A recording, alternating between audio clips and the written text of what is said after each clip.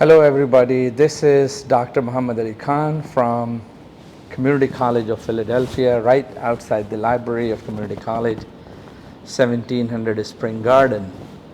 So July 30th, I had the honor to reconnect with ENS and ELTA with all my students, and we had a great two-day workshop. And on the second day of the workshop, the topic was professional development of English language educators. After the workshop, I did realize that I did not address a central issue, which I now would like to do it. And I'd like to thank Mirini to give me this idea to do a video follow-up. The topic is the health and well-being of English language educators. So very briefly, I will tell you that I have come across three types of educators in my life.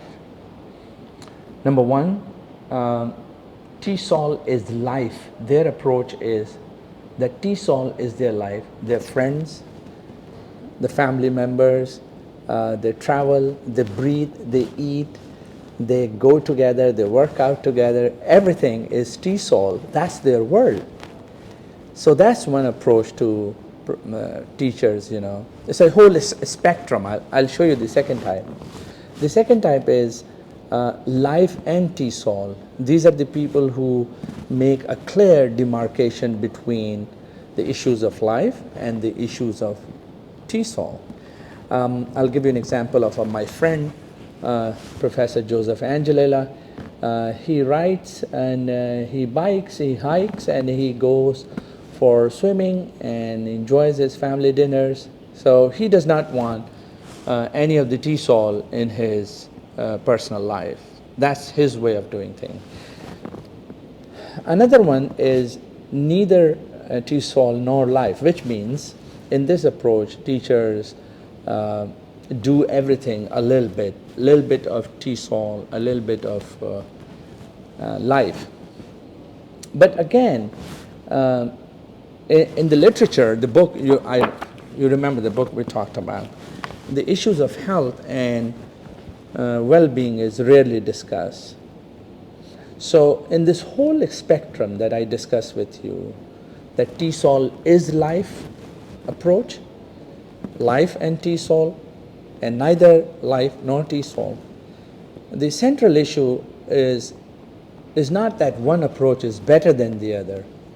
The central issue is that whichever approach we adopt or we follow, depending on the stage of life that we are in, the central issue is our health and well-being.